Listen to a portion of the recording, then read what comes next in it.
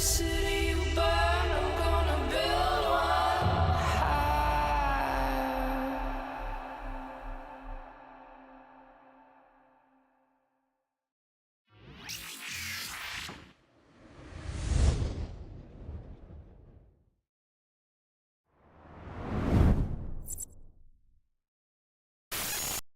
Greetings, fellow Empyreans. I am Astrothi, the voice of New Eden, and it is January 7th, YC127, and this is the Eve Universe Show! Welcome, welcome, welcome. How's it going, guys? Settle on in. Sit down. Settle. Have yourself a cup of coffee. It is Tuesday. We did not get anything significant today. There's no significant news. There's no significant patch. This is the kind of day that I would normally be like, maybe I should do some editing today. But you know what? We got stuff to do. We got stuff to do. We got stuff we got to get around to. We got stuff we didn't get done yesterday. We got stuff to do this week. So I have two major goals for today.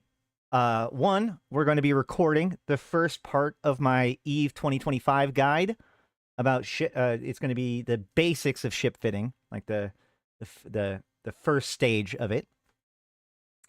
And also we have the Eve Frontier white paper that we're going to be going over to see what we can say about that, because it does have quite a bit of information about the Eve Frontiers, and it helps us understand kind of what is not under NDA when it comes to Eve Frontiers. I'm hoping later this week to do a guide on Eve Galaxy Conquest, but this is what I have slated for today. But before we jump into all that, I just was wondering, how's your guys' Tuesdays going? We are hanging out in lovely Zarzak today. Let's see. How's the market in Zarzak doing? Let's find out.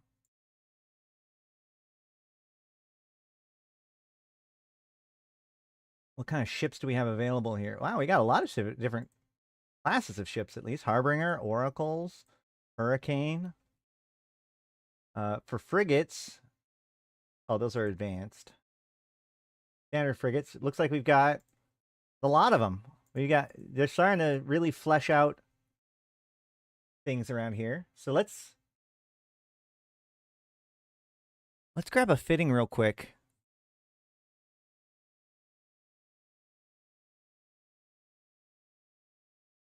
Just an old frigate. Should we do Tristan? We should try the whole new Tristan first of all. Can I just fit this up? Can I buy all?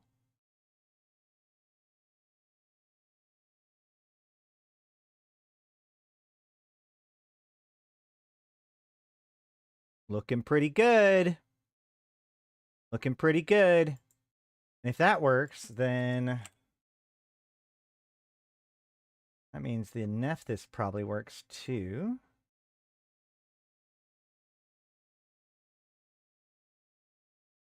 Yep. Sweet. And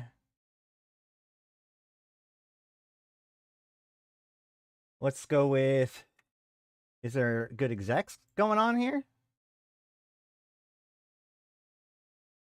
40 million estimated. Oh, medium remote repair augmenter doesn't exist here. Oh, and the executor itself doesn't exist here. Interesting. Okay. What about Omen? Do I have an Omen fit? Faction Warfare Omen.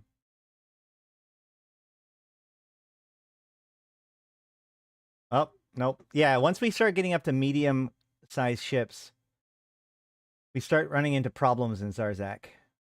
Although this one at least has the Omen. Oh, yeah, but it just doesn't have the rigs at all. That's too bad. I'm just trying to give people time to settle in. Show up. Bad Boy Smooth, how's it going, my friend? All right. Let me pull up my guide, my notes.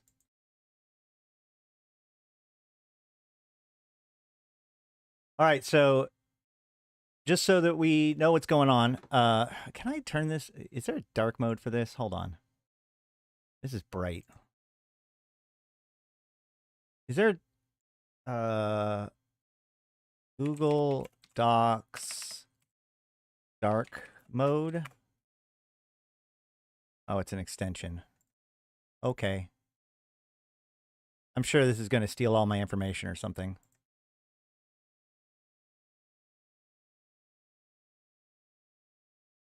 That's the opposite of useful.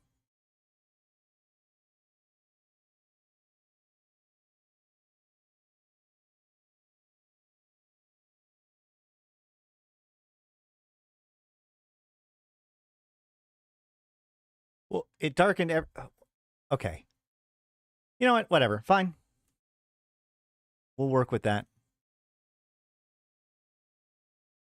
I've been working on this Zarzik market. Well, you're doing a great job. Okay.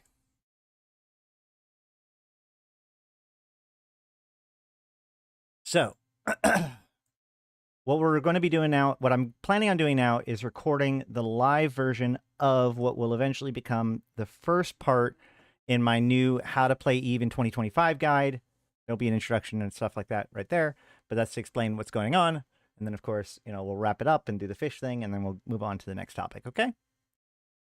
Everybody with us? Let's go. Greetings, fellow Empyreans. I am Ashtarothi, the voice of New Eden, and we are talking about how to play EVE Online in 2025. I know that EVE Online is an incredible game that I think that a lot more people should be able to try out and have fun with. But unfortunately, it is over 20 years old now. So a lot of people are very intimidated by this. It's already a very complex game, and people might feel like it's like too much to catch up or whatnot. But let me tell you, a dedicated, knowledgeable player can do just as well as a veteran player. You'll be able to catch up quickly and be effective if you arm yourself with the knowledge that I have and will be giving to you in this series of guides for how to play EVE in 2025. This is the very first of those videos. We will have more videos coming out for the rest of the year that will dig into each topic specifically. But today, I wanted to talk about the very fundamentals of fitting.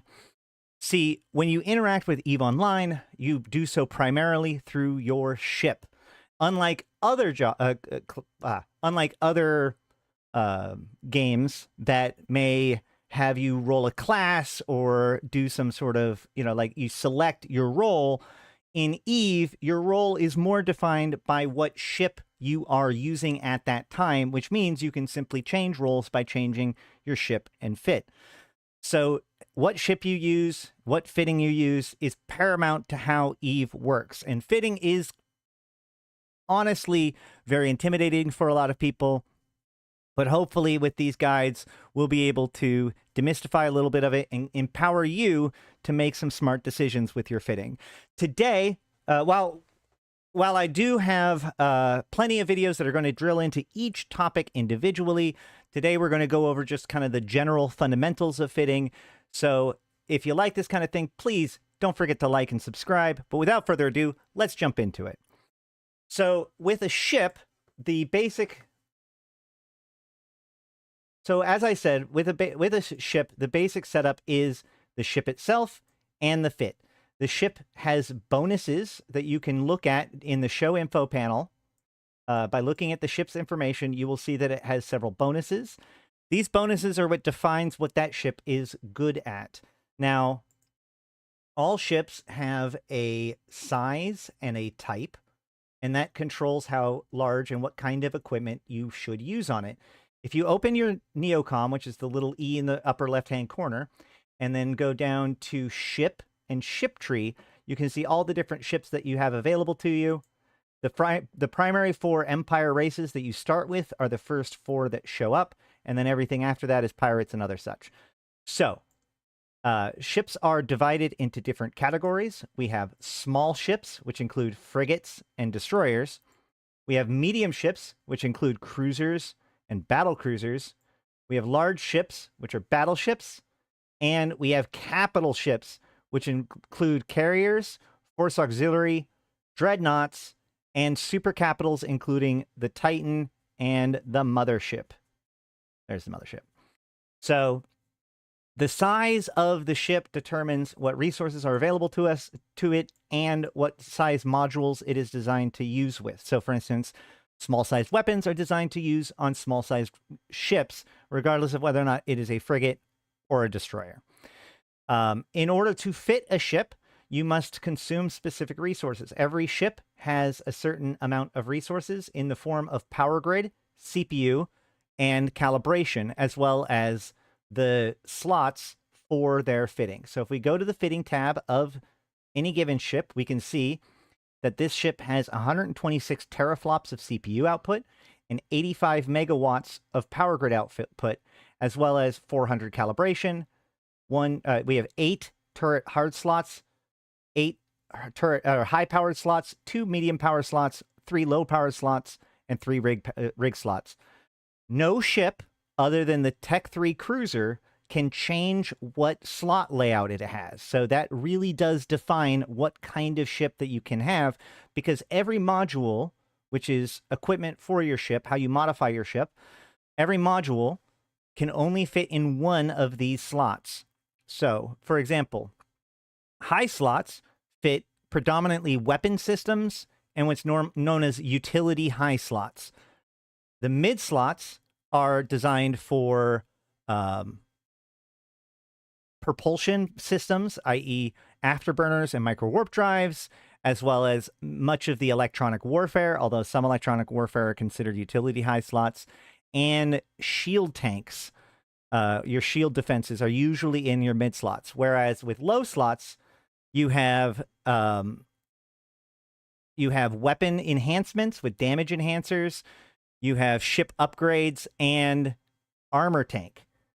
So each one of these slots kind of have their own specialties, and therefore how the slots are laid out will help determine what kind of ship it is. For example, this ship, being an armor-focused ship, has more low-slot power slots than medium power slots. But if we went to, say, the Caldari and went to their destroyer, we'll notice that it has 4 mid slots and 2 low slots. So generally speaking, armor tank ships will have more low slots than mid slots, and shield tank ships will have more mid slots than low slots. We will be discussing more about tank and differences about tank in a future episode, as well as weapons and all these other module types. For now, we're just going over the basics. Now, in order to actually fit something into these slots, we will need to have CPU and power grid. You can see what kind of things can fit onto a ship by right-clicking the ship and go to Simulate Ship. This brings up the fitting simulator, which allows you to experiment with your fit freely without having to own the modules or anything. You can click on the hardware button to see all the different kinds of hardware, and there's a bunch of different filters that let you filter for high slot, mid slot, low slot, drones, etc.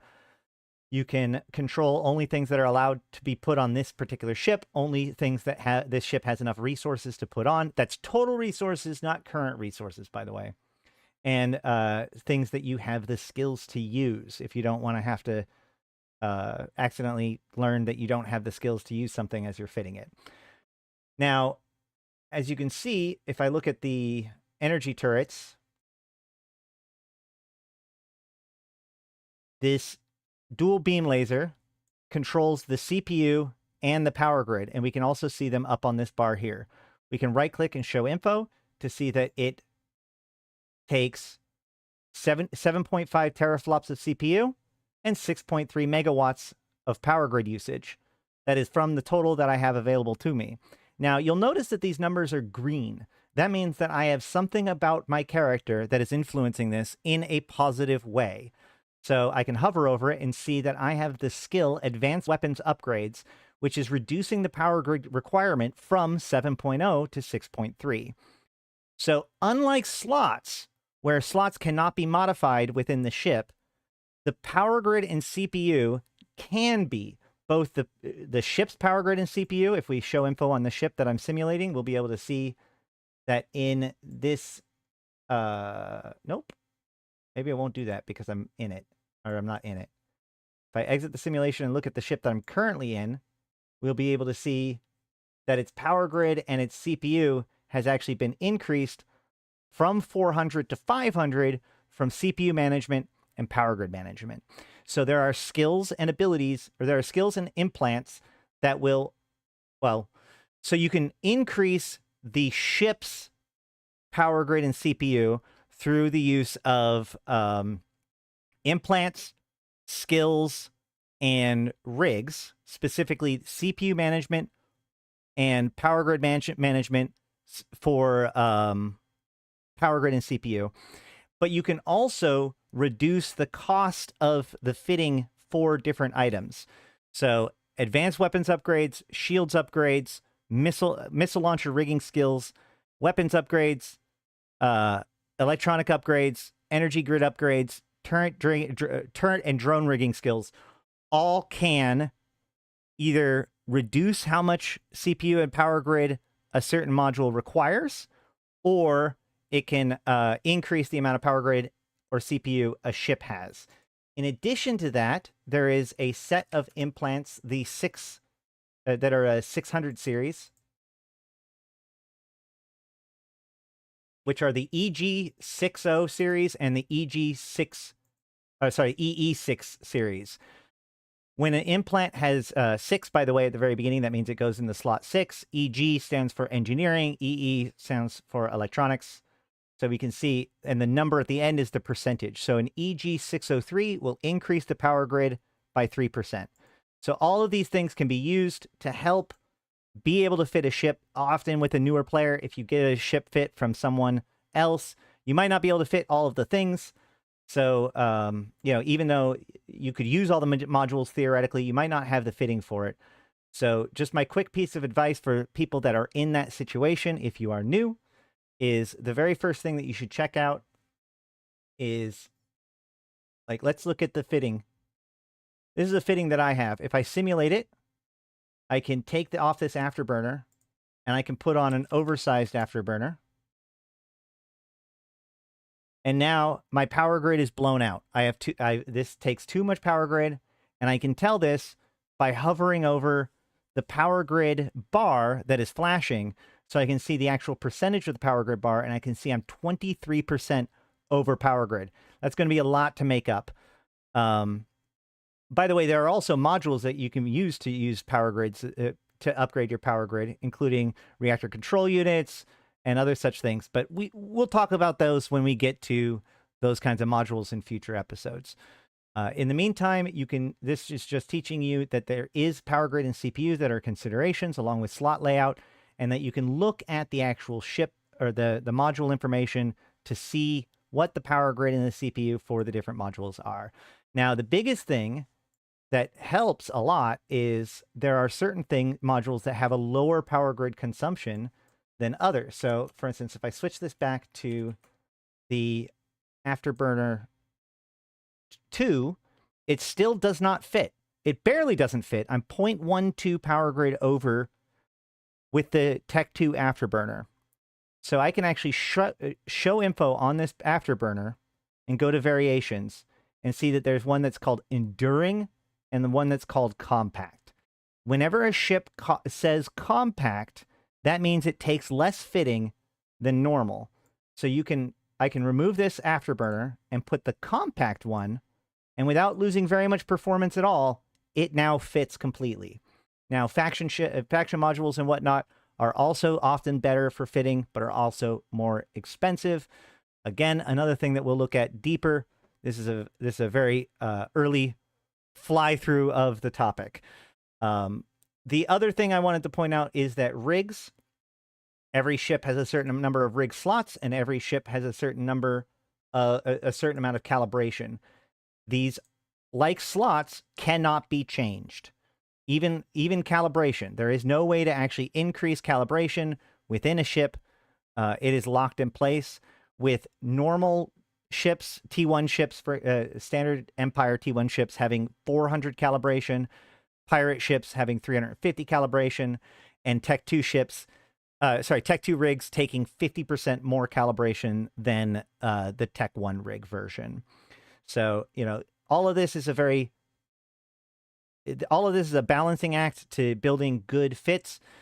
Each ship has a distinct purpose, which is helped to define by its primary bonuses, but those purposes can either be reinforced or played around with by how you fit the ship, coming up with all kinds of different ways of flying ships, both as they're intended and not.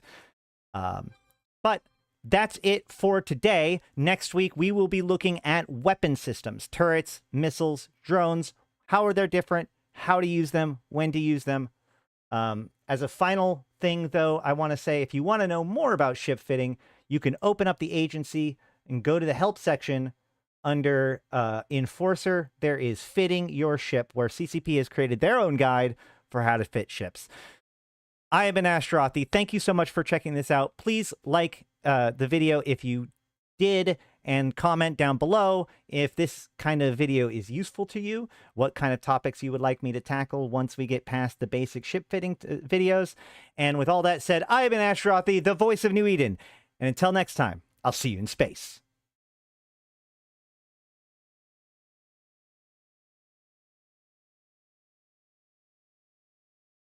All right. Nice. You can have it. No, Zed, no. Oh, shoot. Okay, come on in. Oh, gosh. Cat tax. Somebody was saying that they want the cat tax. This is not actually wrapping up, by the way. Oh. Yeah, you came in way early. I just heard it ending. No, I was finishing that segment. That was just the segment. Oh. Yeah.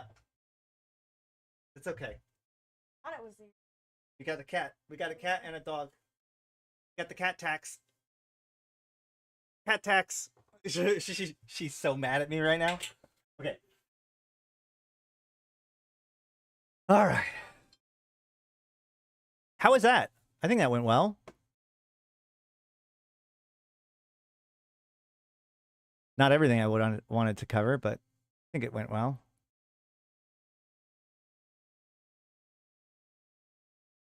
Okay.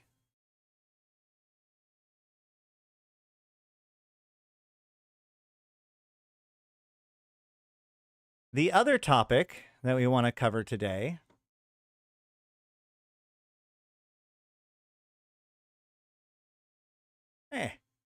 my son legitimately thinks I stream for 30 minutes, apparently.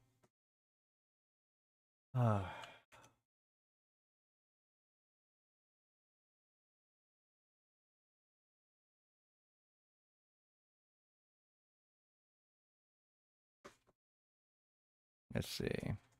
Browser. There we go. All right. So, I've talked a lot about Eve Frontiers, at least as much as I can. I posted that video complaining about the NDA and talking about how it's unfortunate that we can't talk about the game because there's other people that are able to, like the people that didn't sign the NDA can talk whatever smack they want. And it'd be nice for me to be able to tell you guys what I like about the game and all that stuff in order to try to get you to maybe want to check it out. By the way, there is a referral code down below if you're interested at any point here to check out Frontiers. But what we have here is what's called the white paper, which is kind of the most, actually, it's honestly the most cohesive game design document that I've seen come out of CCP, that's public facing, which kind of gets me excited.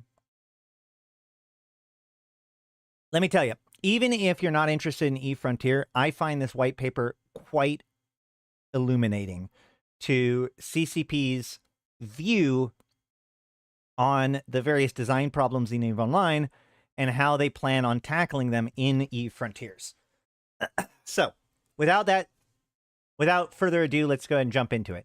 This marks the first iteration of the EVE Frontier white paper, a living document that will serve as the foundation for collaborative discussion with the community, as well as embark on our collective journey to rebuild a broken world over the coming decades.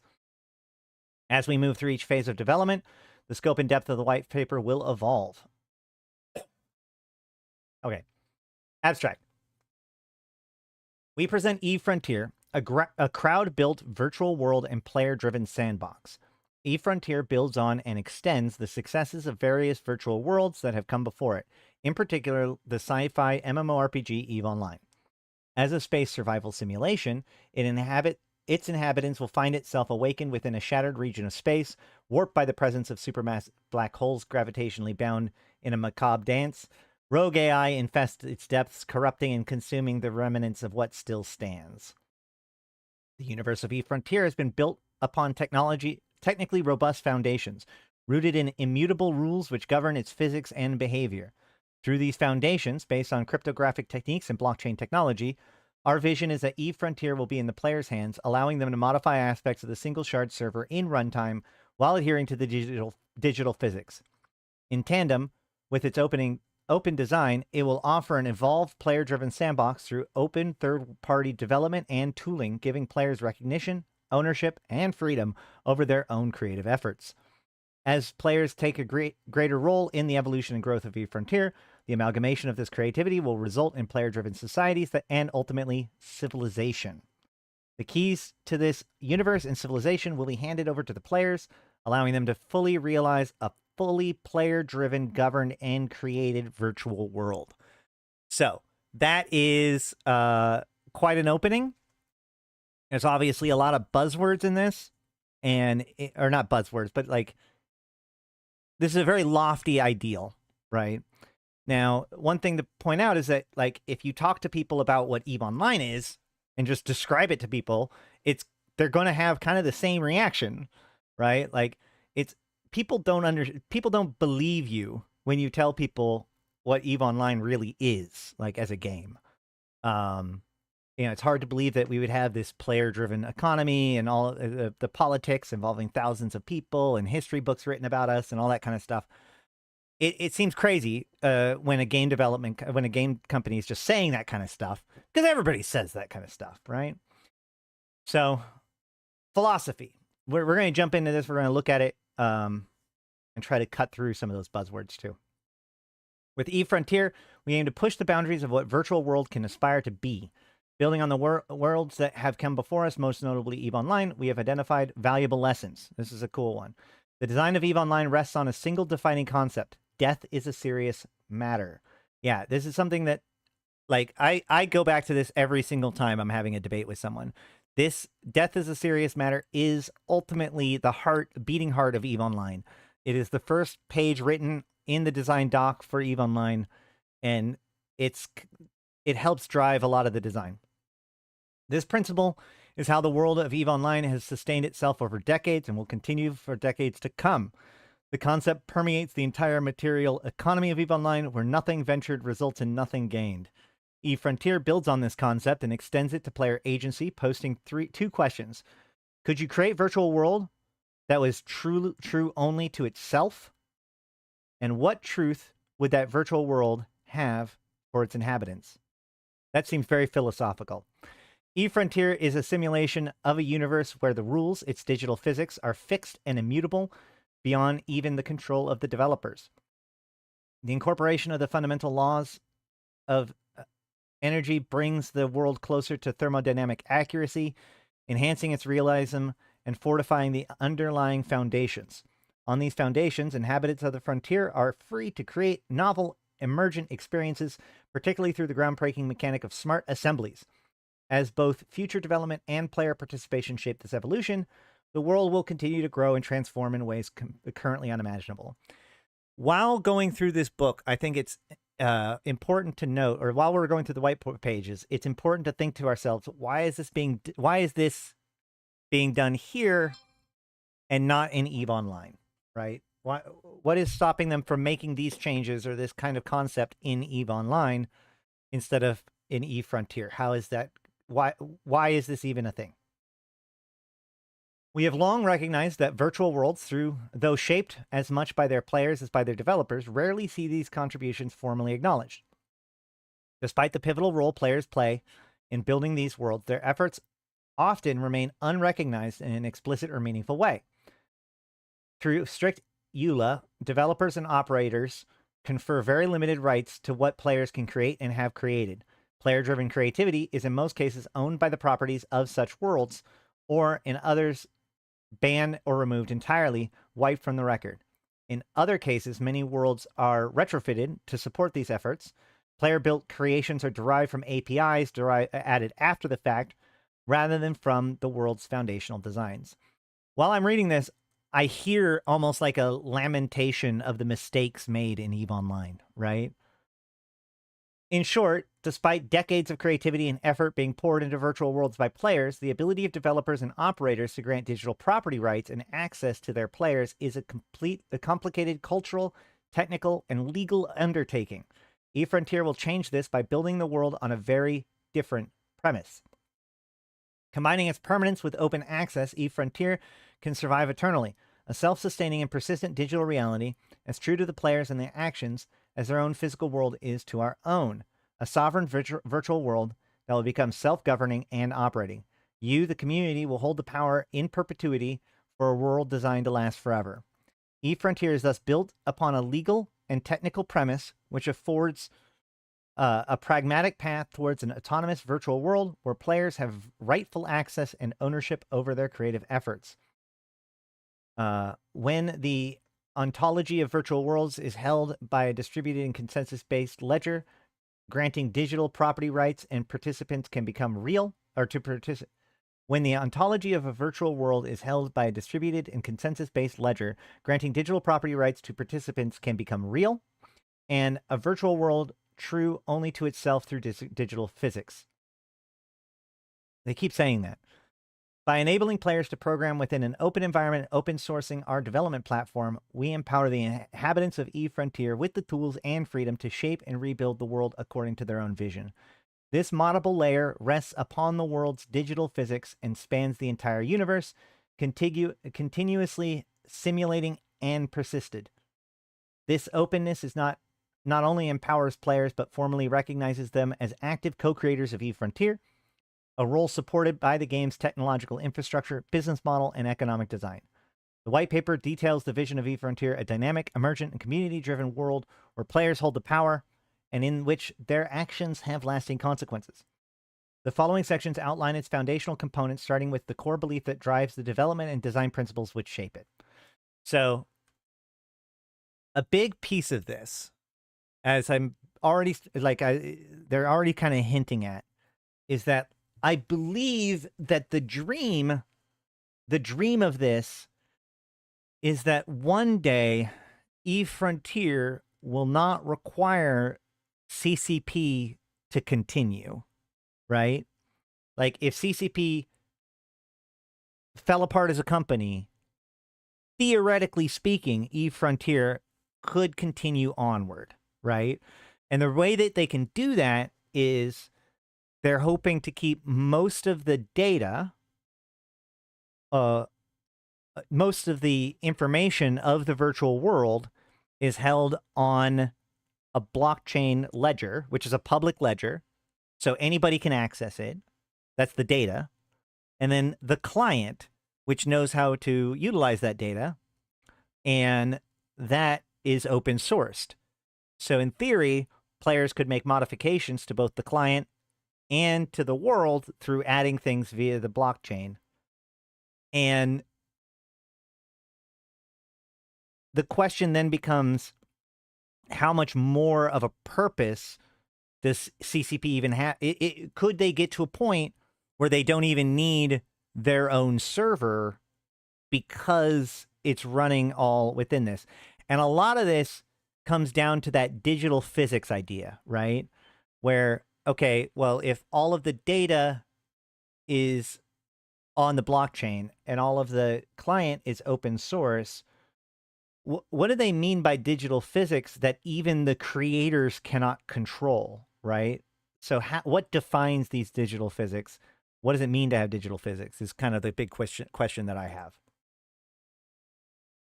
Core beliefs: human growth from shared experience. Playing together is fundamental to being human, an essential activity in our lives that lead to personal growth and satisfaction. By sharing experiences with one another, we connect, learn, and grow. This is true across virtual and physical, from loss to hope, from anger to joy. Shared experiences create meaning in our lives. eFrontier takes this belief and transplants it upon its universe. The frontier is a world defined by shared experience, conveyed through the necessity of banding together to survive its brutality in the quest to build anew. Through intense and unpredictable adversary, Frontier will create meaningful human connections and personal growth for its inhabitants, driving the formation of culture and identity within the world itself. Very friendship machine. Okay. Virtual nation and digital sovereignty. This is where things get very heady. The Code of Hammurabi, a collection of 282 rules, sets the standards for commercial dealings and outlined fines and punishments to uphold justice. I had to look this up. This is a real thing, by the way. Like, the Code of Hammurabi is like basically considered to be the first legal code in history. As it is one of the earliest and most comprehensive legal texts, it was etched into clay tablets and safeguarded within the city's walls. Today, EULAs govern the digital property rights of everything, from our game libraries to our songs to almost everything we create online. These EULAs typically grant participants only the most limited rights to access, restricting their ability to fully engage and contribute to the virtual world. As such, these virtual worlds are, in fact, chiseled in a metaphorical Stone Age.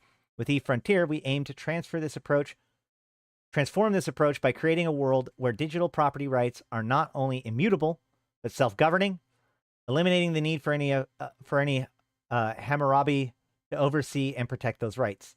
The world, true to only itself, will be the only governor. That's a big claim. I have a theory about how this is going to play out, but let's keep going. We believe that participants and contributors to virtual worlds should have ownership rights to the digital property that they create or that arises from their collective efforts. eFrontiers will be collectively owned, governed, and operated by its players, evolving into an independent and sovereign entity, a virtual nation free of autocratic control. The framework established will empower players to form and sustain their own tribes and cultures, free from interference except from other players. The powerful tools provided will mirror this autonomy, allowing players to create their own laws, livelihoods, and enforce them through smart contracts, in-game mechanics, and self-crafted social norms. It's kind of funny how, Eve Universe show 2 days in a row. It's kind of funny how much of this, like, I said that there's a lot of buzzwords in this, but we're not actually seeing a whole bunch of, like, the technical buzzwords, like computer age buzzwords that you would expect from, like, a software document in the same sort of way. But what I am seeing is a whole bunch of rhetoric and language that's designed to cater to a more libertarian mindset, right? Very, freedom, democratized, everybody, like, it's owned by everyone. Or, digital property rights is not maintained by any central authority, but is maintained by the world itself. You could see how these philosophies, which are not alien to EVE Online, they are basically the foundations of what makes EVE Online good. But when packaged, especially in this way, with this much focus on it, it really feels like there's, like, a strong, hey, crypto bros, this is your, hey, don't buy an island or, make a boat fort or something like that. Instead, make your new libertarian paradise in space. Autonomous worlds. We seek to build a world that exists in perpetuity, where each player can contribute and bring their own unique ambition to life. Continuously extending and enhancing the ecosystem to benefit all participants is critical. Rooted in the compostability and built upon programmable foundation, creating such a work. We've now hit our first significant keyword that we're going to keep running into, which is compostability. Rooted in compostability and built upon a programmable foundation, creating such a world presents a significant technological challenge, one that is not feasible until the advent of recent groundbreaking technologies and techniques for its full realization. The decision to build on blockchain came after years of careful consideration. While not yet perfect, it serves as the best starting point, a cryptographic method, and blockchain capabilities to grow support, greater scale, and computer power. This virtual world will eventually run without the need for privileged actors, achieving a vision of a fully autonomous world. In other words, eventually there wouldn't need to be admins or like GMs or whatever. Very suspicious because I mean, like, even in Eve, you still need GMs. Things need to be undone. Sometimes things go wrong. It's definitely highly ambitious. One thing that is worth noting out of this is one of the fears I keep hearing about Frontiers is that when they think of crypto, they think of speculation gambling. That isn't what's really happening here. Because, like, so with blockchain is just a way of storing data, and it creates unique blocks and a ledger. And for a long time, people tried to figure out a good way to monetize this, and turning it into coins and collectibles ended up being a good way, ended up being a way to do it. It's a way to make people value any given block, right? Which is important. But in this case, instead of blocks representing a monkey or whatever, it's instead data that is part of what makes the universe work, right? So this isn't so much like you're not gambling. You're not trying to get like the correct crypto. It's not like you mine and you get a lockbox and inside that lockbox is an NFT. It's using the technology of crypto as a data structure to make it sure that it is publicly accessible instead of a database that's maintained by, say, CCP. I think of hype pumps and rug pull dumps. Exactly, right? Like in all of those cases, it's about, hey, get this particular token because it's going to be worth something because of this reason. But that's not what they're going for at all. They're not trying to give artificial value so that way we can buy and sell individual things because it's like going to be a trading card. It's more like you can add a piece to the universe by adding your logic to the blockchain, right? It's a way of registering and operating your stuff. All right. Thus having a hold on. Yeah.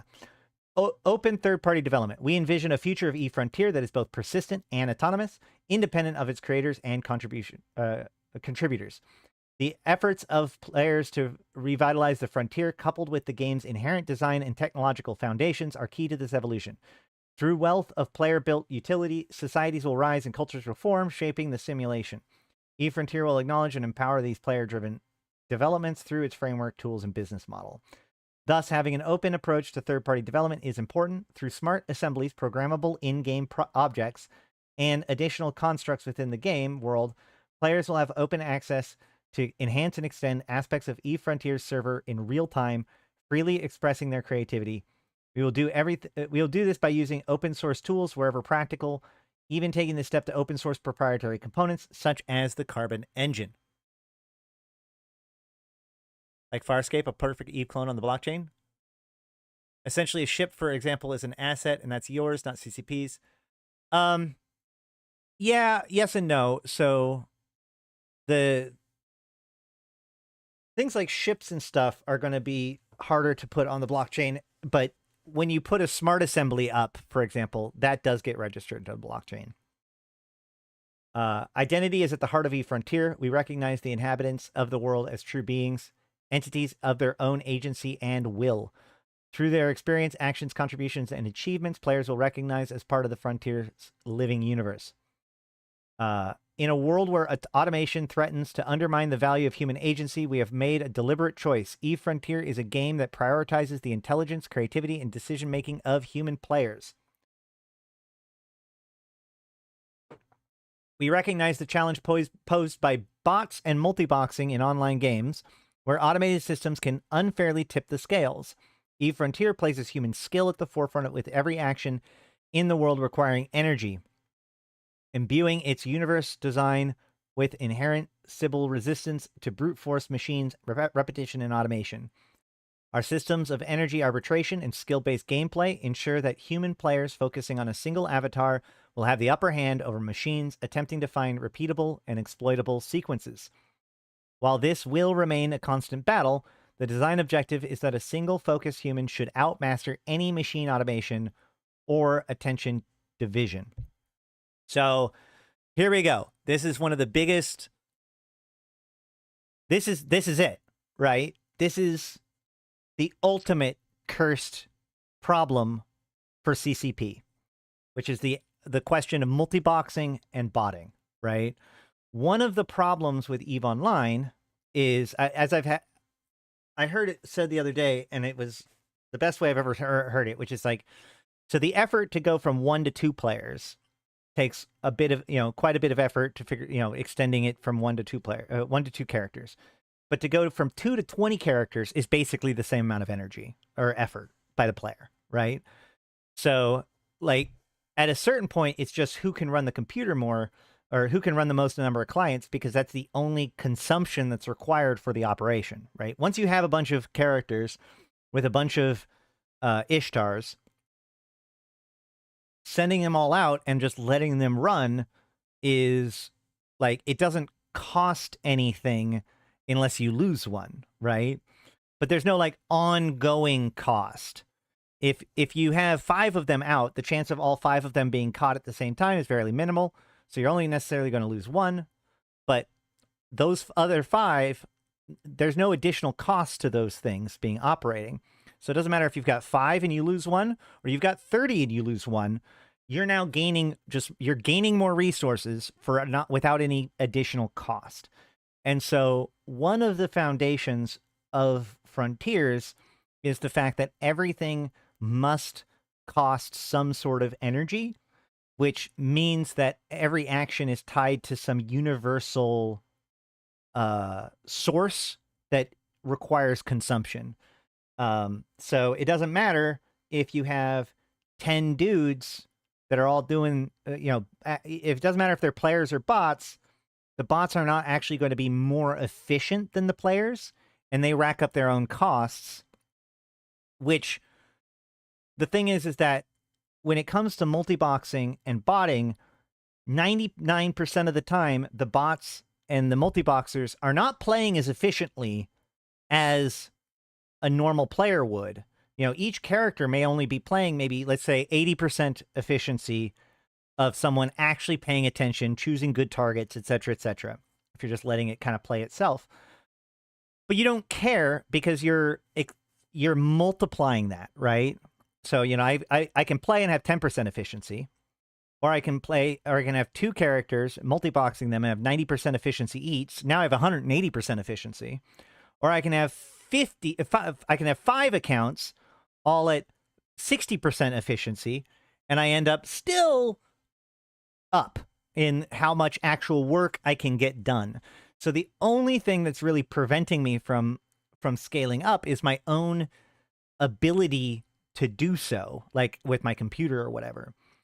So the idea is that with the game being less predictable, but also requiring energy or cost to take actions within it, it makes botting it significantly less attractive. Now, one could argue that this is a fool's errand, that any decision that can be built by human agency can also be theoretically come to by an AI, especially in a world like, the problem is that this game is being born into a world in which our AI is becoming freakily better and better and better. So, but at the same time, the question then becomes, if the AI is operating a player as efficiently as a human player would, does that just create a more enriched universe? Like, what is the difference between another player if they're played by a human versus played by a computer? There's obviously some interesting answers to that. And the computer would have some advantages, i.e. it doesn't get tired. Yeah, I think this is going to be one of the biggest challenges that they run into. Don't multi-accounts cost Plex to upgrade?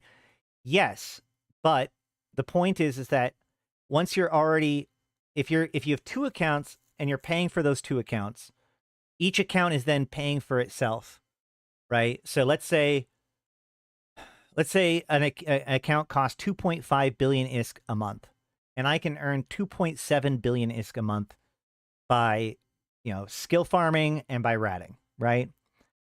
That if I only did it with one account, I would only have 200 million ISK to spend on ships or whatever. If I do it on 10 accounts, I have 2 billion ISK extra to spend on ships and whatnot. That's the problem, right? It goes back to like when skill farming was really, really bad, right? If I can sell my skill points for even 1 ISK more than it takes for me to buy the extractors, and pay for the account, then the question is just how many accounts can I maintain a skill farm on and maintain sanity? That's how much ISK I earn, right?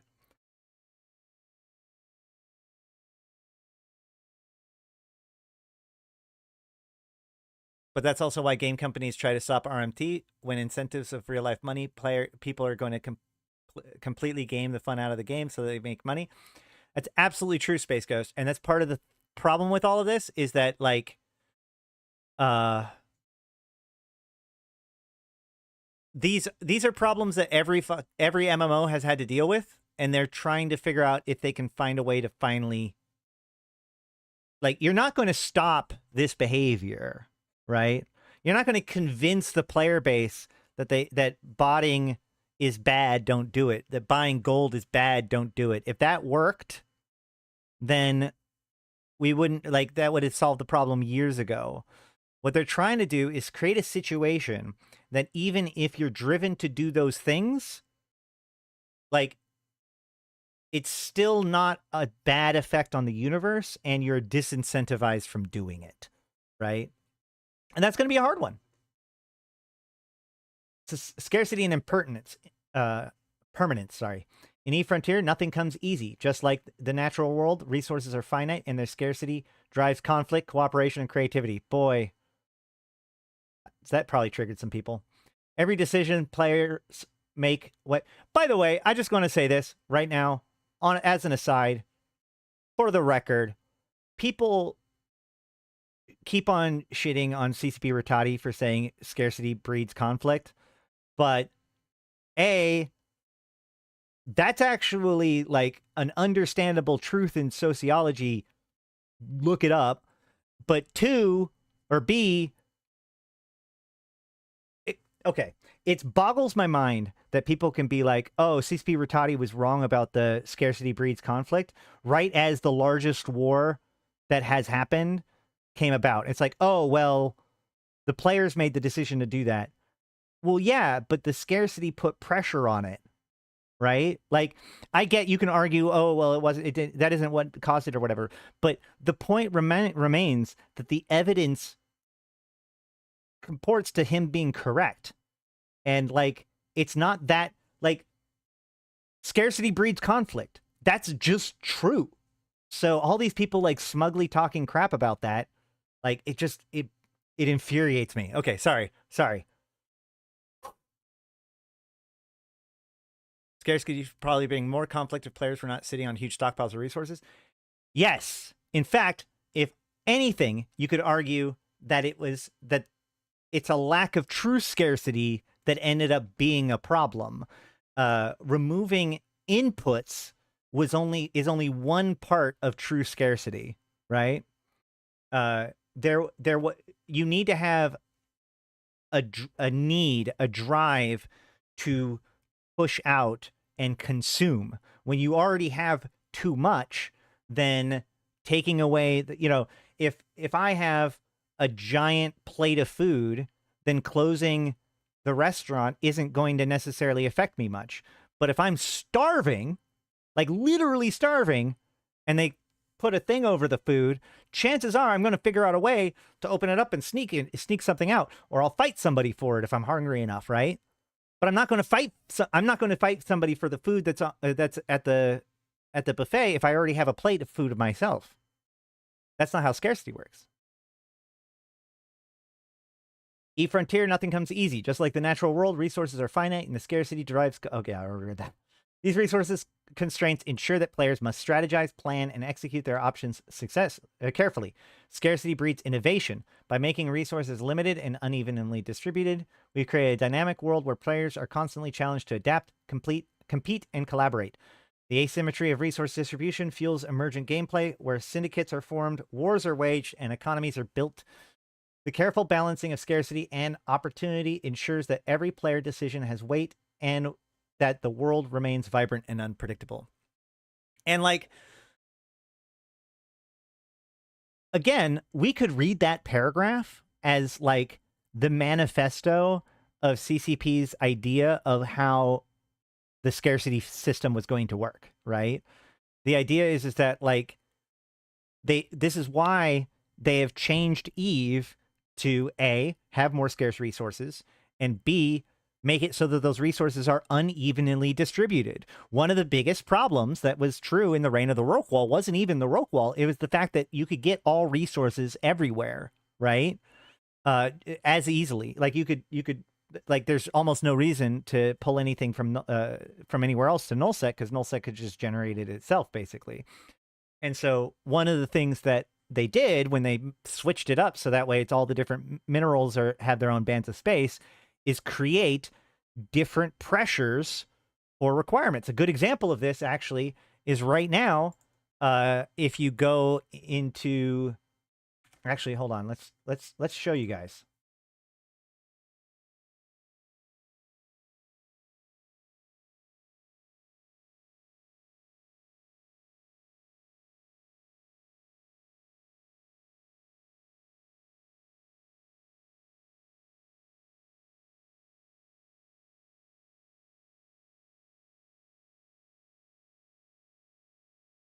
Come on.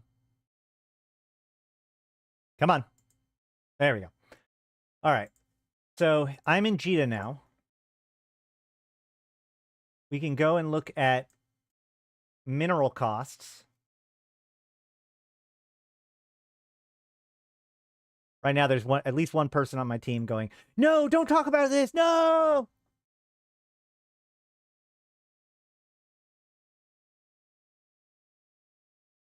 All right.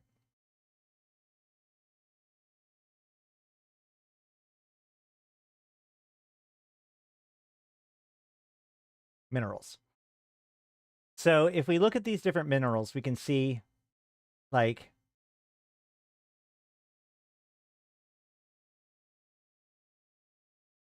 we can pretty clearly see the effect of Equinox, right? Is Equinox. Yeah, Equinox on the game as the changeover to the new system kind of started around there. And Isogen was made available again in nullsec through the various different tools that they have. Likewise, a better example actually is, actually that's not so bad. Titanium's been fairly stable. But this is interesting. So this is pyrite. Why did this happen? Well, this happened because a major source of pyrite was moon mining. When you mine moons, not only do you get the moon materials, but you also get a bunch of pyrite and mexilon as what I like to call slag, right? So by switching over to Metanox moon drills, Metanoxes do not give those minerals. They only give the moon goo.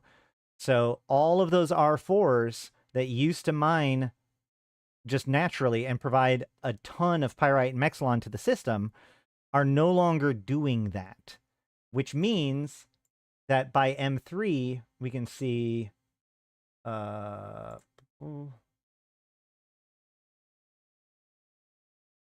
normally we like to say that Veldspar is like the best thing to possibly mine in New Eden, right? And so right now, dense Feldspar is 13 ISK per unit, 100 units to reprocess. But if we look up Plagioclast,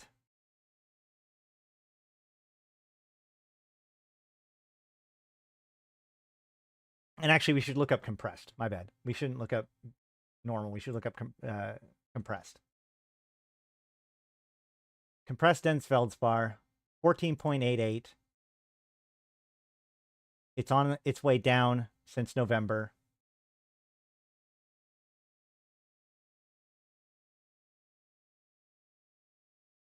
Compressed azure plagioclast is now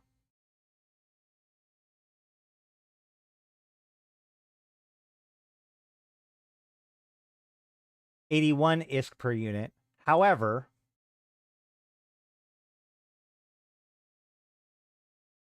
you can see that the M3 difference is huge. Hold on.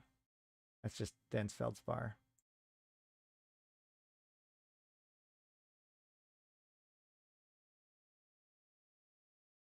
Wait, am I wrong? Am I just wrong? Have people set me up for failure?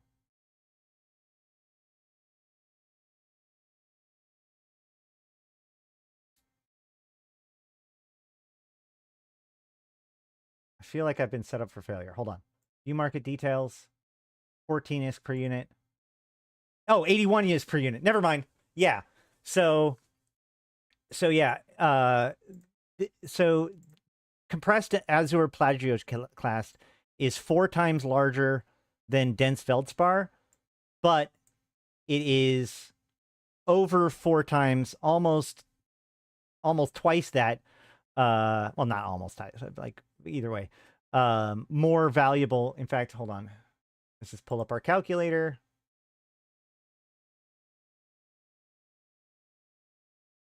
$81 divided by 14, 5 times more. So definitely more per M3. Now, normally dense feldspar is the best thing to mine in HiSec, but because of all of these changes in availability of stuff, this plagioclast is now worth more. And prior to all of this, prior to scarcity, both of these things were worth almost fucking nothing because Roquals were just mining up all of the stuff that they needed in nullsec. Okay? So there's a little diversion. Yeah. Worth noting, if you're mining right now in HiSec, mining plagioclast is the correct answer.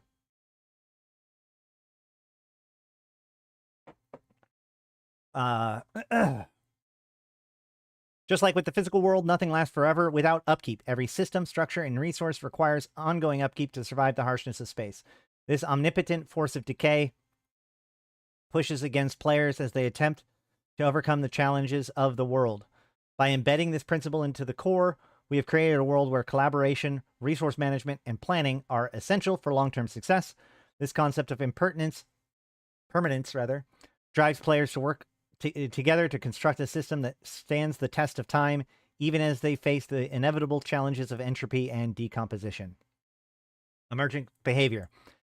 We have designed a world where the actions and decisions of its inhabitants drive the evolution of the universe. Complex systems and patterns arising from relatively simple interactions is the end goal of every system we design. We believe that this is a compelling story. Challenges and opportunities come not from pre-scripted events, but from organic interactions of players shaping the world around them, with tools provided. By giving players more powerful tools to influence the game economy, politics, and social dynamics, we will build a universe that lives and breathes from player behavior and effort. Whether through collaboration, conflict, or creative problem solving, eFrontier empowers players to forge their own narratives and leave a lasting impact on the world. Our digital physics ensure that every action has a resulting consequence, making the game an ever-evolving landscape of creation, decay, and destruction that is entirely player-driven.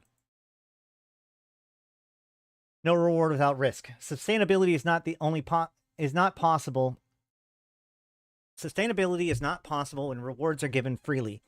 For effort to be truly valuable, some amount of risk must be taken on. Asymmetric risk is possible, but some amount of risk will always be present. From passive cosmic radiation that decays the objects in the world to active marauding from pirates attacking shipping lanes, effective management of risk through strategic, skillful gameplay and social organization will yield the greatest rewards. Third-party development. Players should have the freedom to not only exist and engage within the world, but also to shape it in meaningful ways. That's why compostability is central to eFrontier. From the beginning, we are embracing third-party development by providing players with the tools to build and modify the game world to fit their needs and desires. With Smart Assemblies, our open source framework, and secure off-chain to on-chain zero-knowledge tooling, players have the freedom to create custom systems. Whether it is designing automated defenses, building private economies, or programming new ship functionalities, these innovations all operate within the game's immutable digital physics. This modability ensures that the game will continually evolve and adapt as the community grows. By allowing players to create, modify, and expand the world, we are unlocking limitless possibilities for emergent gameplay and community-driven interactions. One of the things that's Decay is also handy server maintenance performance mechanic. Well, yeah, absolutely. So, and it also makes it so that it's less cluttered. But what I find interesting about this is the idea of programming a new ship functionalities. Because there's one thing to be able to like deploy a smart machine that just follows some programming and works as like a vendor or something like that. But if we could produce our own ships, that'd be pretty sweet. Progressive development. The world of eFrontier will continue to grow and evolve in perpetuity. We have created a progressive development model that allows it to expand organically and that to be driven collectively. Starting with a smaller, carefully designed feature set built in digital physics, as it grows, so will the opportunities for players to contribute to its evolution. As the universe grows, inhabitants will exert control through decentralized governance. And a pantheon of developers will join in the implementation of eFrontier, ensuring a diverse body of interests are represented and enacted. The technology and product stack required is deep, and specialization in distributed computing and cryptographic techniques will be in high demand. So one of the things I want to ask about this is that, like, if the entire goal of this is to get CCP out of the picture as much as possible, what does that have to do? Like, how does that interact with the lore, right? Does the universe get to have choices? Are there going to be entities that want things in the same way that like faction warfare or the various political intrigue that we see in EVE Online helps create catalysts for stories? Is there going to be a narrative or a story that plays out over time? Are the AI going to do something, or are they simply a force of nature? That's something I want to know. Digital physics. All right, we've heard this a lot. Our world sets a high standard for immutable laws of physics, which allows for spectacular compostability and emergence. In just a few billion years, we've seen particles emerging from excitations in quantum fields to form atoms. These atoms then combine into supernovas to create the elements necessary for the molecules of life to assemble into complex living organisms. Life has evolved to the point we can now create virtual worlds, which have the potential to repeat this process within a new, exciting digital substrate. Virtual worlds have processed eons in just a few decades, and we believe their continued evolution should increasingly be governed by a set of immutable principles like our material world. We call these principles digital physics. If you wish to make an apple pie from scratch, you must first invent the universe. Carl Sagan. I say that all the time. And they have this diagram of like the different sciences and stuff. This is very hoity-toity stuff. I'm going to admit it. Like, this is also very much like crypto investor bait, right? This is all just sounds very, very smart, but I want to know more about, like, what does it mean to have digital physics? Is that like gravity? Does it control guns? Like, what exactly does it control? And also, where is this where is the immutability of it? So we'll see. All entities on the frontier are beholden to these digital physics of the world itself. All game activities supervene on these immutable digital laws. Through the use of cryptographic technologies and techniques, these digital laws are not merely theoretical, they are provably and consistently enforced upon all entities and interactions within the world forever. That's the part I want to know. That's the part I want to understand. How are these digital physics encoded somewhere so that way they are immutable and we can guarantee they are applying correctly within the universe at all times. Right? That's a big piece of this.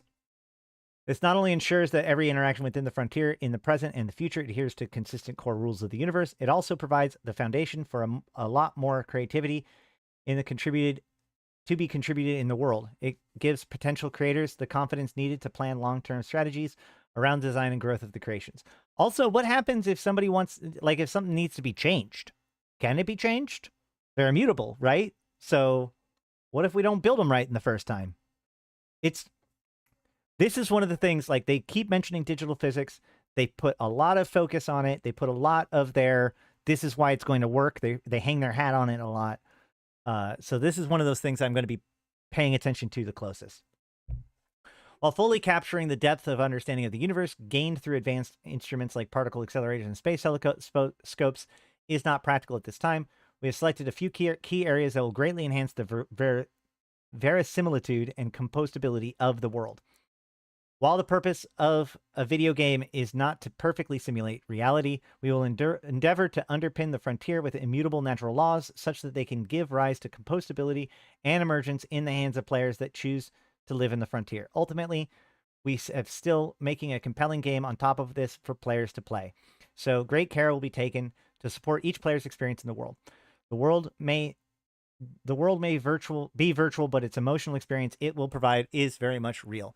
So, okay, let's get out of the crazy like blockchain high fidelity tech stuff and let's just think about this for a second. What is digital physics? So, a good example of what they're talking about here, and also what is compostability, right? A good idea that I'm thinking about Zelda, right? The latest couple of Zelda games. In a lot of games, like especially in the olden days, you have, things that do stuff. You have a guy, you have hit points. You hit a dude with your sword, he takes damage. You hit a dude with fire, he takes damage. Maybe he catches on fire and takes damage over time, or whatever. Like there's sets of interactions that get made and defined. However, in games like Zelda, you have what's called a systemic game, right? Where there's just rules about how things interact, right? There's rules about how fire interacts with water, how the forces of force and magnetism, how all these things play together. And they're relatively simple rules about how these things interact. And because of that, and because players can rely on the consistency of the behavior of those rules, players can come up with creative solutions and fun things to do in Zelda. So in the same way, what they're trying to say is that the universe, if the universe is 100% systemic, if there's a bunch of different systems and rules that all interact with each other as a way of processing, then that allows a kind of a play area for people to not only do the expected things within that physics, i.e. light a fire to cook your food, but also unexpected things like make a slingshot that sends you all the way across the world, whatever, like that they do in Zelda. So conservation of energy. Virtual worlds have long explored how various forms of matter, such as minerals, can be transformed into other forms of matter, like spaceships. This process, seen in games from EVE Online to Minecraft, is typically governed by blueprints or recipes, sometimes influenced by time, waste, or probability outcomes. In EVE Frontier, we take this further by introducing energy as a core concept, bringing the world closer to E equals MC squared, holding true. By embedding the laws of thermodynamics, where energy, heat, and entropy are conserved, we establish a foundation that is even more greater freedom for... I mean, this is just basically saying that everything costs something. Like, there's always loss, right? Energy manifests into the frontier largely in the form of fuel. Fuel is refined from crude matter, which is mined from the rifts in space and time. Every action a player or program takes in the world spends energy through the use of fuel and fuel products. This is in part equalized by the agency that the player and programs have in the world.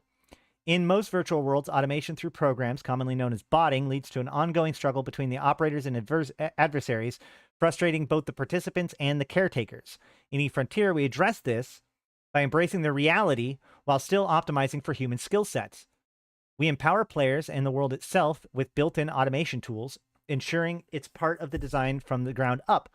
But to prevent rampant automation, every action made consumes energy, making it economically more difficult to Sybil attacks the virtual world and emergent economies. So, okay, this is one of the things that actually has me excited about this, right? Because, again, this feels like they're not trying to beat botting, they're trying to understand and short circuit botting, as it were. And this comes back to something that I've talked about all the time, right? For instance, I've mentioned that I want weapons to automatically start shooting onto the next target that you have locked when you kill a target. And people are like, oh, that's automation. It'll just help botters. No, it doesn't. The botting is the automation. So any automation that we provide to the players actually evens the playing field with bots. So, you know, there's a certain amount of like, you should be able to program and monitor your own ship's performance. It's still more efficient to be sitting here and make micro decisions.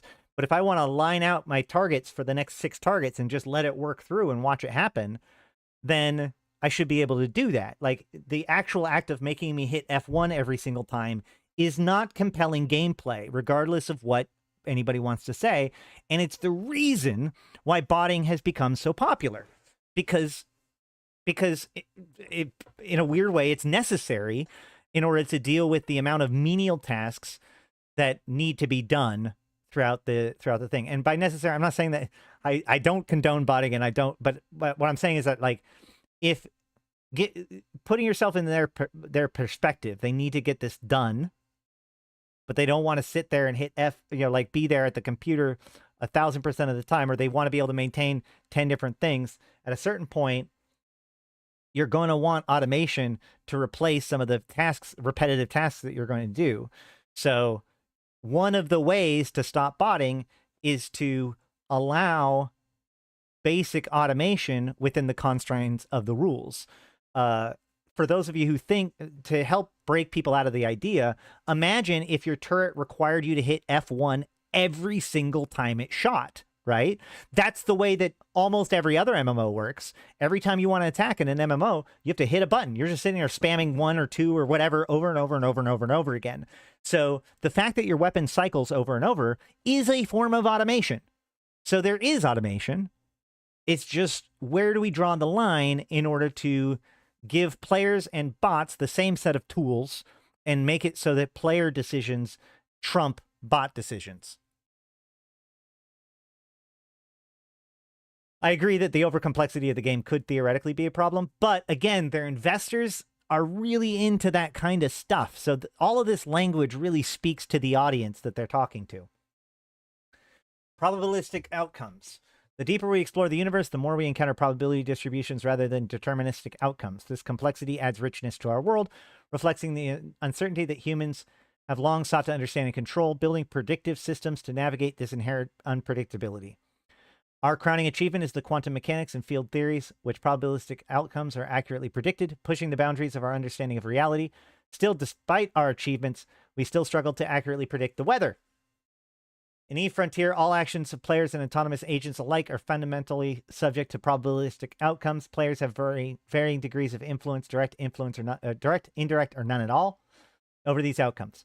We anticipate that players will, at times, create new control mechanisms that transcend logic and evolve into cultural phenomena, much like what has occurred in EVE Online.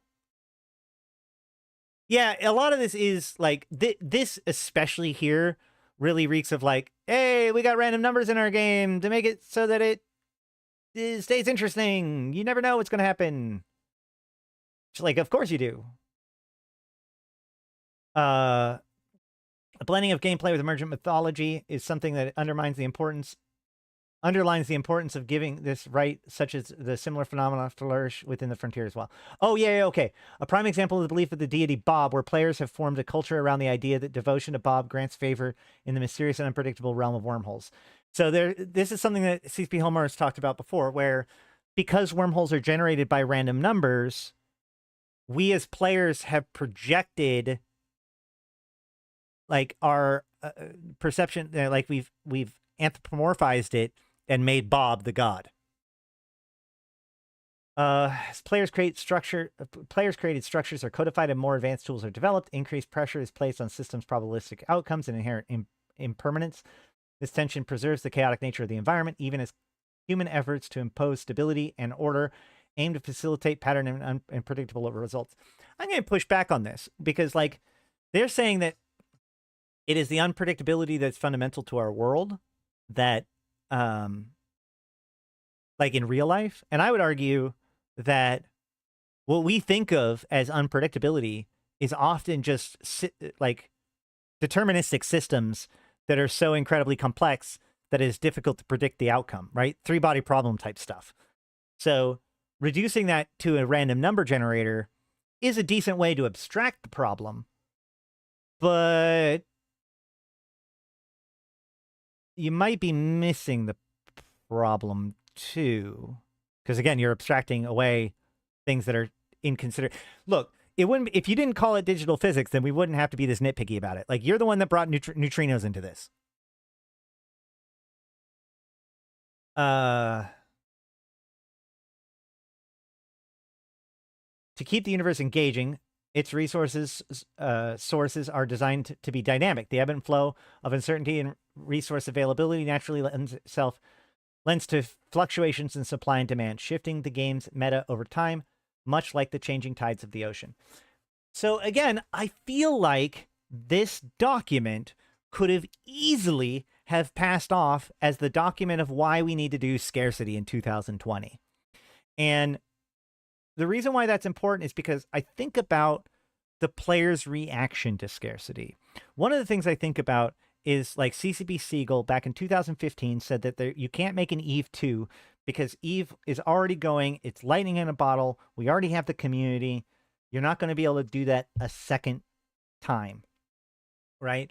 But that community has certain expectations, right?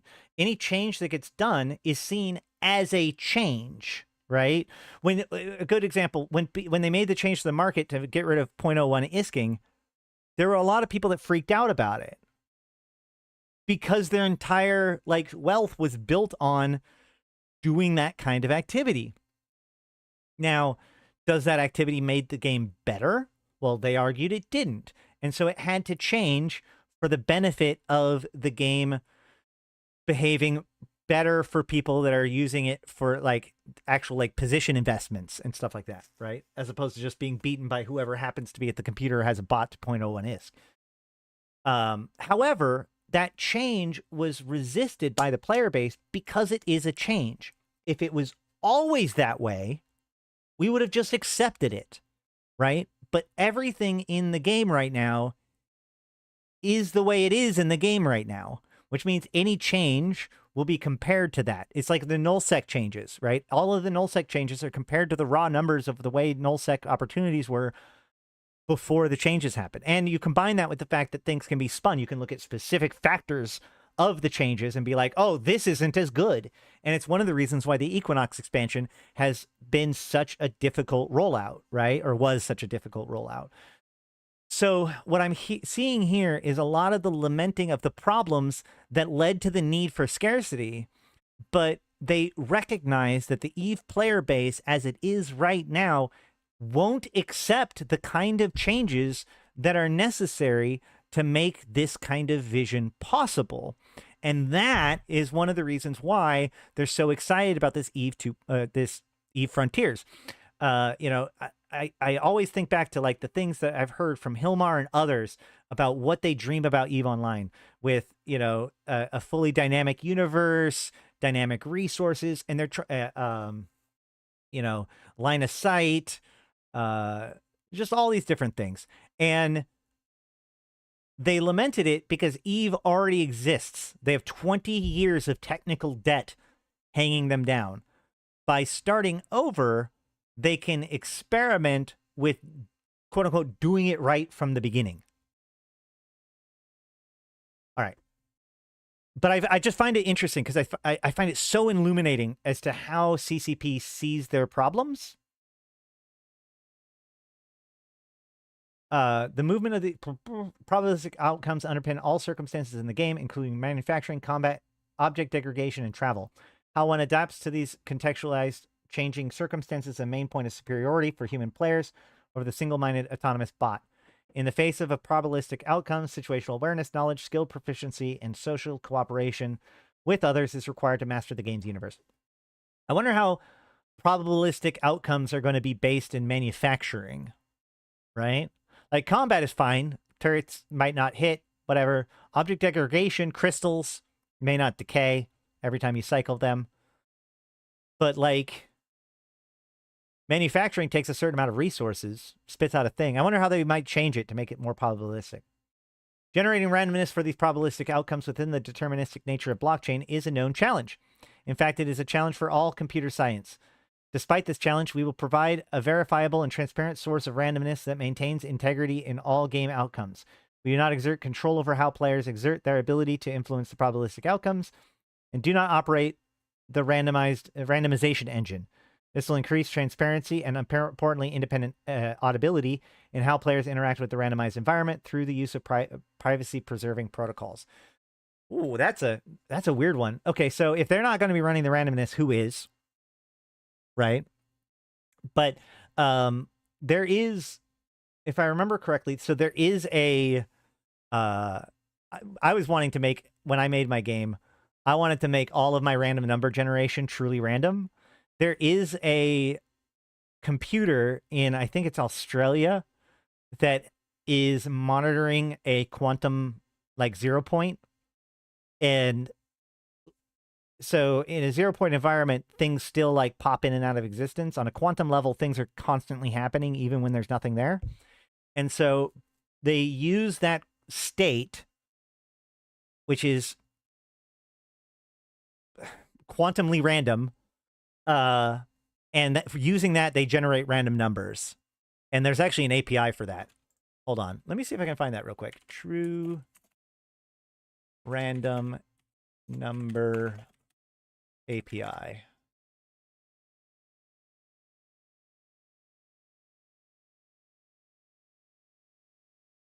Oh, well, there's random.org that uses atmospheric noise to generate random numbers. But yeah, the generation of random numbers is one of those things that like gets computer scientists really nerdy real fast.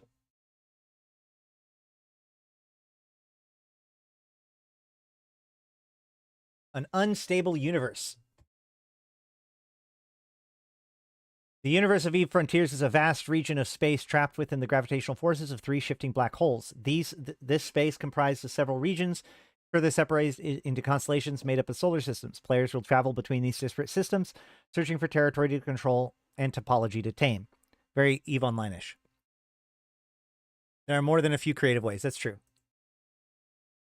A dizzying variety of biomes will be discovered as exploration of the solar system commence. The differences among biomes present opportunity costs and comparative advantages. As a result, specialized smart assemblies can be created to optimize for each biome's unique nature. They will naturally develop into differences in the local economy, favoring certain resources or techniques over others, depending on the region of space that players call home. We expect differing cultures to develop as emerging behavior, stemming from unique challenges each biome presents, much like how nullsec and wormhole space cultures were formed through the location's unique challenges. I wonder if the biomes will shift. As an ever-present challenge in the frontier is fighting against entropy. In space, everything erodes away from the harshness of the environment. Just like every action in the frontier costs energy, every asset needs ongoing protection and upkeep to stay anchored in space. Most notably, everything is up for grabs for other players, and for every sandcastle in space you build, you'll have people wanting to take it from you or just plain destroy you. These dynamics have been observed in games like EVE Online to breed social bonds and economies to protect one's creations from the hostility of space and that of other players. Okay. Over the course of our 20-year history, we've identified 3 key areas for advancing the craft of virtual world creation. With EVE Frontier, we are committed to pushing these boundaries, striving to bridge the gap towards a world that can live and thrive solely through the passion of its players. In such a world, sovereignty will be enshrined over time, from governance structures established within, resilient to external influences, and immune from any form of centralized whims. Immutability. When a virtual world is managed centrally by a corporation such as CCP Games, it will never be genuinely autonomous digital world built out by its participants. The owner of the codebase are ultimately godlike and with a keystroke can change all underlying physics of the world. Therefore, laws of the world must be immutable for long-term sustainability.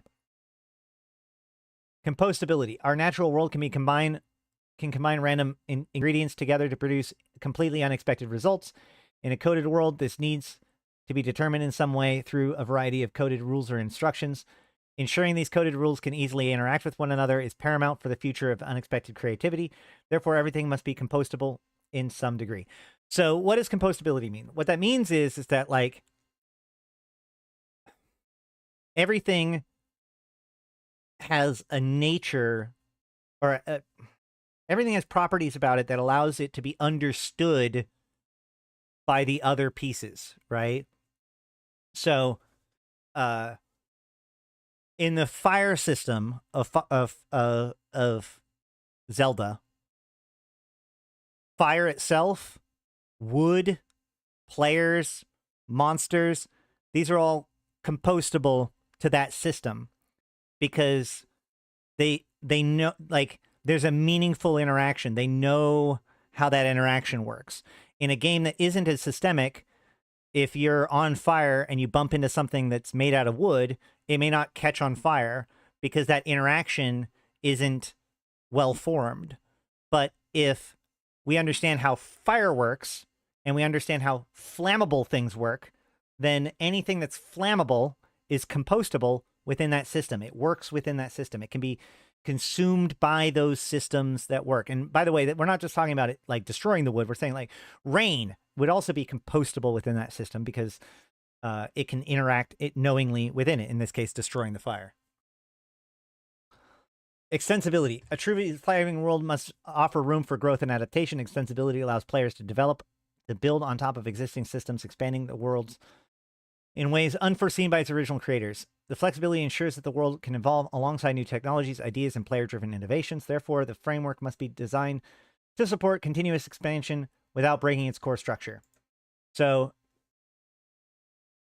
it's funny because, like, Frontiers really goes all the way back to, like, when they were trying to fix the POS systems. Remember when they had modular POS systems? I feel like this is finally attempting to do what they always wanted to do with modular POSs, where you can build a bunch of pieces, and the way that they get connected and interact with one another, that's where the excitement comes from. But yeah, I'm pretty curious. This is one of the things that I've always been kind of watching on, is like, well, what sort of control, what sort of things that we can do? Like, they've talked about the vendors with smart storage. They've talked about smart gates, obviously, and smart turrets. But, like, what else? What other things are we building out there, right? If I wanted to build a station, would I be able to do that?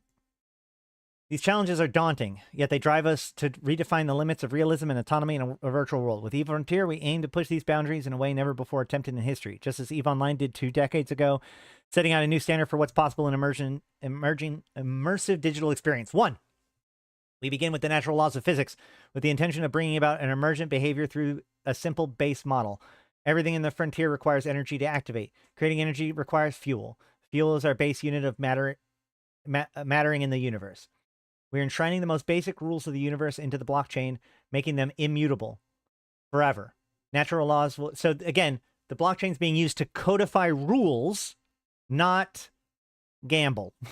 Natural laws will not be able to be changed, giving confidence to anyone wishing to build in the universe. As a blockchain technology progresses, our entire game engine will be open source and placed on chain. This ecosystem will be shepherded by a democratized governance system that prioritizes the wishes of the players. 3. We will curate an individual environment to ensure this game is jump-started with activity and missions. In short term, players will be able to design their own missions. In the short term, players will be able to design their own missions through smart assemblies, fundamentally changing the dynamic and goal-driven environment themselves. Whew. There's a lot more to this, guys.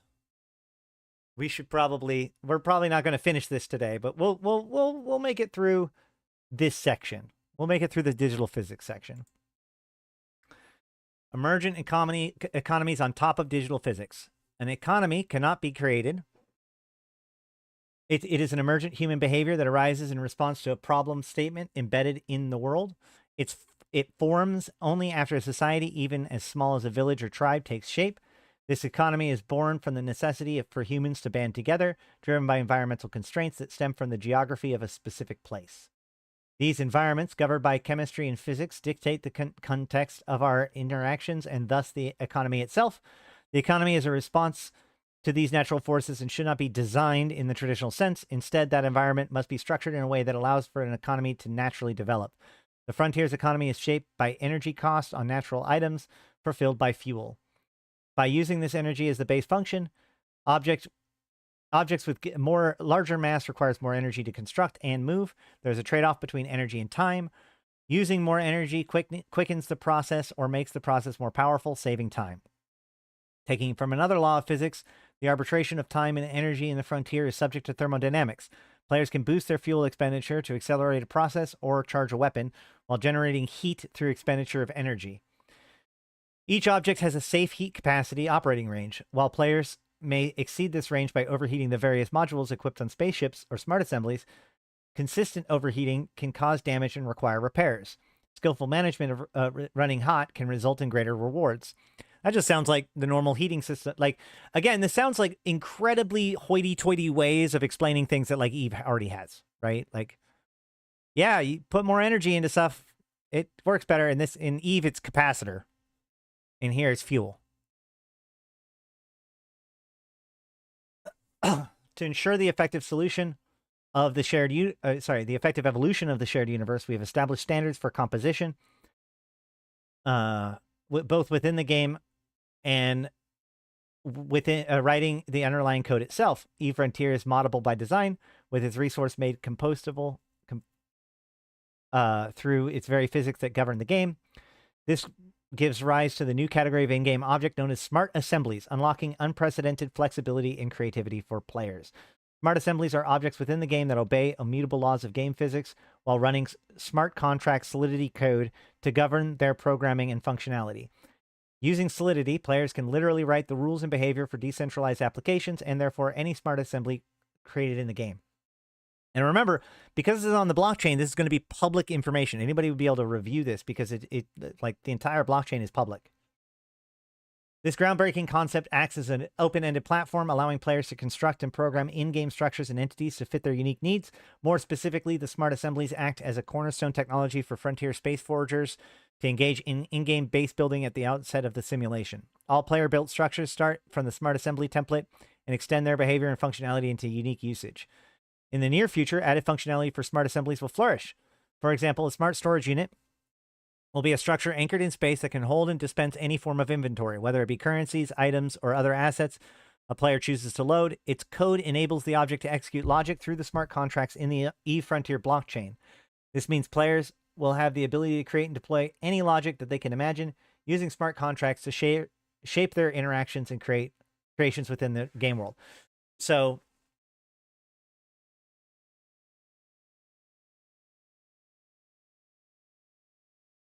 okay. Let's see if I want to tackle this right now yet. Let's keep going. Utilizing the concept of using the concept of smart assemblies, the smart storage unit can be coded to serve as a marketplace, a quest giver, a bounty hunter system, an arcade machine, and more.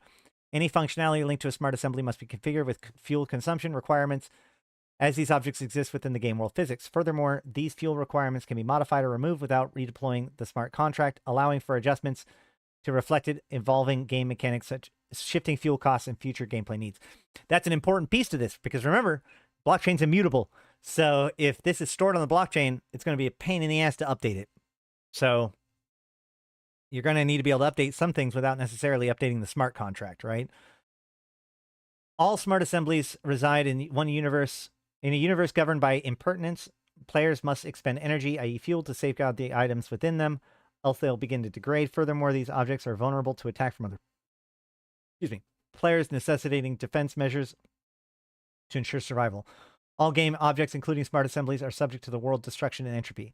In the future, smart assemblies will extend to nearly all aspects of the game world, such as ships, items, planets, modules, and more. This will unlock limited design space for third-party development. While smart assemblies are subject to the digital physics of the universe, conceptual objects such as corporation organizations and currencies will not, as they are not have a physical game representation. However, the same principles of autonomy and composability exist for smart assemblies and non-physical objects. All of these smart assemblies and conceptual objects live on the Frontier blockchain, a layer 2 on Ethereum. As such, any smart object created is automatically a singleton. In all in-game resources represent on-chain game state and functionality, with many requiring an on-chain ownership model. This ownership is facilitated using tokens built on common ERC standards, ensuring that these resources are fundamentally composable and interlopable with one another through shared technological interface. In summary, this results in the following key facts. The core physics exists and is immutable laws on the blockchain. Objects are designed to be consistent and compatible with the base blockchain logic. Everything can easily interact with each other via composability. All immutable rules can be built on to allow for an emergent universe. Therefore, programs can be created and automated within the universe's physics. Combined together, they unlock cooperation at a scale henceforth undiscovered in any virtual world. Okay.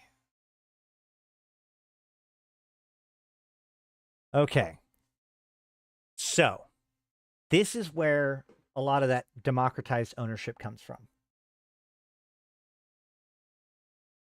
Here's the thing. If I deploy an Athenor in EVE Online, CCP updates their database to say that there's an Athenor in that location and everything about how it works.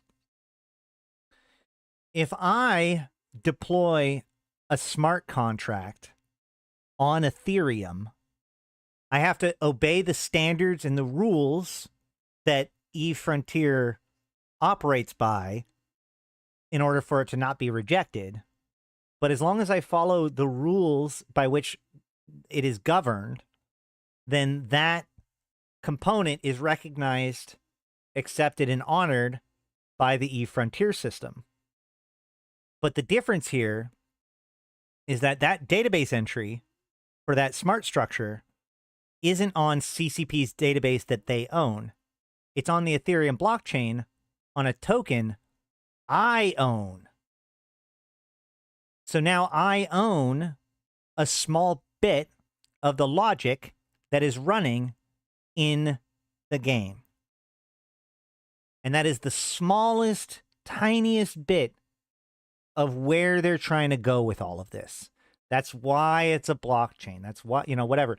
By creating a set of rules about what it looks like to build something for it and creating a public space where people can contribute to it, you've actually created an environment where this kind of thing, as they've been describing it, could theoretically be possible. That's pretty exciting. There is a certain amount of seems like a lot of work for something that could just be handled by other means. But hey, here we are. Ship architecture. Players will interact with the world primarily through their spaceship. So the architecture of the spaceship is ultimately determines the player's capabilities within the game. A ship's internal architecture revolves around two networks, a power network and a data network. Alongside the ship's ability to dissipate heat, functionality and properties of the ship stem from attaching modules to these networks. As an analogy, imagine an electrical and data network in an office building where a variety of appliances can be plugged in to solve a myriad of tasks. I think they're just talking about CPU and power grid, guys. I think they're just talking about CPU and power grid. The most fundamental modules are the ones that drive the networks. These are the power core module for electrical power and the central processing unit module for processing power, respectively. The capacity of these two modules play the most critical role in determining which other modules can be integrated into a ship, as well as the amount of heat generated by the system. Their performance directly shapes the ship's capabilities and limitations. Power core modules. Fuel is burned in the power core to generate energy per second, measured in watts, joules per second. Each power core has a maximum wattage which cannot be surpassed. In calm situations, the core will typically work only at a fraction of its capacity to remain in a safe range. However, players will have the freedom to increase the power production by overheating the module and incurring degradation by burning more fuel. Choosing when to run hot contributes to contextual strategy of the game. Central processing unit. Processing power is required to run codified programs through the game's electrical and mechanical objects. For example, if a third-party developer creates custom program code, code that a turret runs on, the program will have some compute requirement and would run on the CPU. These CPUs are measured in gigaflops, billion floating points operations per second. Generally, the CPU power of a spaceship can be increased with the expenditure of energy and considerable increase in basic heat generation. So that's actually really interesting because this does imply that ships are going to be much more customizable, including writing your own code for it, and it would somehow be able to figure out, well, okay, your code is this complex, so it's going to have this much weight on the CPU of your ship. I also think it's interesting that while this does sound like just overheating, rather than overheating a module to make it stronger, it's interesting the idea that you might be able to overheat your power core so that you could turn on a module that is normally offline because you don't have enough power grid for it. That could be pretty cool. But that's it for the first few sections of the eFrontier white pages. We've been through the abstract of philosophy and the digital physics. We still have economy, social organizations, politics, technology, and decentralized governments and autonomy. But I think that this is probably a good place to stop for now. I don't want to overwhelm myself or others. Let me know what you guys think. Has this changed your mind about Eve Galaxy or the Eve Frontiers in any way? Should I make a second episode where we go over the second half of all of this? You know, et cetera, et cetera. I don't know if I'm really comfortable contributing too much more to this than what I've already said, just because NDAs and all that kind of stuff. But once again, if you want to check it out, there is a code down below that gets you, if you want to get into eFrontier. And of course, we are running around in eFrontier, so you can jump into our Discord if you want to join us there and say hi. But I